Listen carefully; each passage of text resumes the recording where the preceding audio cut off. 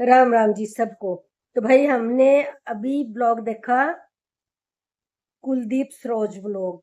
तो उसमें कुलदीप की पत्नी और बच्चे बोल रहे थे कि भाई, लोग उनको सजेस्ट कर रहे थे, ऐसे ही लोग हैं कि भाई कोई बात नहीं, बहन भाइयों की कंट्रोवर्सी हो रही है, एक दिन ये एक हो जाएंगे, तुम्हें कुछ नहीं बोलना, तुम्हें कुछ नहीं करना, तुम्हें तो बस बनाकर रखना है।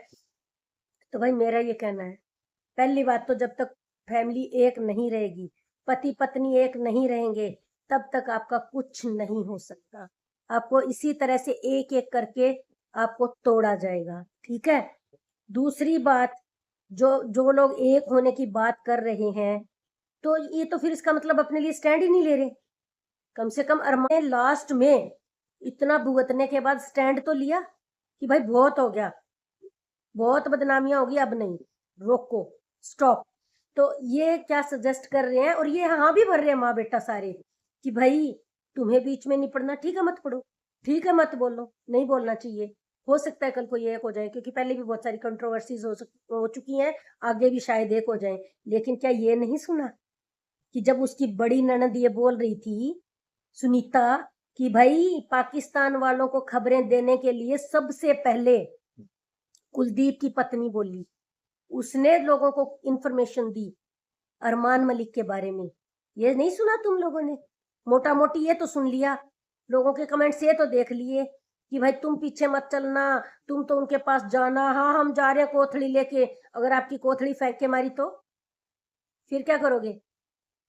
और नहीं भी मारी, रख ली, और फिर भर भर के चुगलियां होंगी, फिर वो जाके बताएंगी कि तेरी पत्नी हमारे घर आई और क्या क्या बोल के गई, फिर क्या करोगे?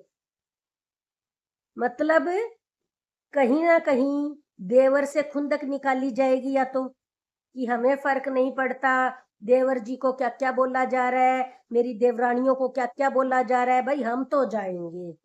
और जबकि उन्होंने मुंह से बोल के कहा हमारे घर आने की जरूरत नहीं, हम किसी को फोन नहीं करते, हम किसी का फोन नहीं उठाते, उन्होंने ये बोला है। उसके बावजूद भी ये जाएगी, क्योंकि उसको ना देवर से कोई मतलब, ना देवरानियों से कोई मतलब, बस उसको जाना है। और जबकि वो सबसे पहले इसी का नाम ले रही है, अपनी भाभी का। और अरमान मलिक क्या कर रहा है? इन्हीं चीजों के खिलाफ बोल रहा है कि भाई तुम हमें भाई भाइयों को बिड़ा रही हो, हमारी ही चुगलियां आपस में मार रही हो। अब इनकी सबसे बड़ी ननद अपनी भाभी का नाम ले रही है खुद का बचाव करने के लिए। अपनी भाभी सरोज का नाम ले रही है कि उसने शुरुआत की, उसने बताना शुरू किया अरमान मलिक के बारे में, उसने चुगलियां मारनी शुरू की, मैंने तो बाद में कहा। यानी कि तू अपने आप को जस्टिफाई कर रही है, तूने बाद में भी क्यों कहा भाई? वो तो चलो भाभी थी, उसका तो कोई अटैचमेंट नहीं, कोई लगाव नहीं। तुम तो बहन थी, तुम तो रोक सकती थी कि तुम मेरे भाई के बारे में ये सब मत बोलो।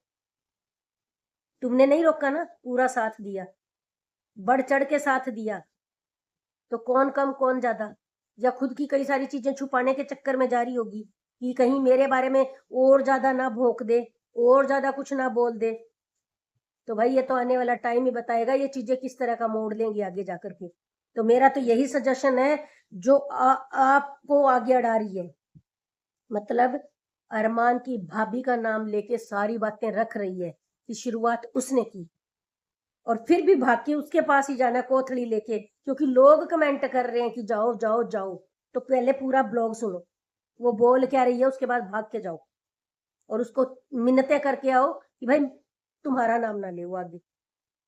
ये करने जा रहे हो ना, जाके बोलो, जल्दी से जाओ और उसको बोल के आओ कि तुम्हारा नाम मत घसीटे वो। चुप हो जाएगी, क्योंकि उसने तो बोल दिया कि सरोज ने बोला है पहले अरमान के बारे में, उसने तो बाद में बोला है। माफी तो फिर भी नहीं, बाद में क्यों बोला? भाई तेरा तो भाई था, चलो इसको तो देवरानी से देवर से कोई प्रेम नहीं है, तेरा तो भाई था। तो भाई इनका तो कुछ समझ नहीं आता, मतलब पति किधर ही भाग रहा है, पत्नी किधर ही भाग रही है, कहीं एकता नजर नहीं आ रही इस परिवार में। और सलाह मशवरा देने वाले भी एक से बढ़कर एक हैं। तो भाई मेरे विचार कैसे लगे आपको इन सब चीजों के बारे में? अगर पसंद आए हो तो प्लीज लाइक और कमेंट जरूर जरूर कीजिए। और जो भी मेरे चैनल पर नए आए हैं, प्लीज मेरे चैनल को सब्सक्राइब भी कर लीजिए। तो मेरा ये ब्लॉग देखने के लिए आप सबका दिल से बहुत बहुत धन्यवाद।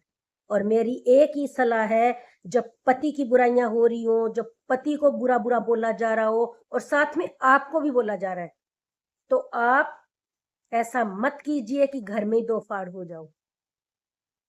उनका कुछ नहीं बिगड़ना, वो अपना भोग भाग के अपने आप को सही बनाकर निकल जाएंगी, लेकिन आप क्या करेंगी? आपको तो जिंदगी भर पति के साथ रहना ना। आप अपना सोच लीजिए।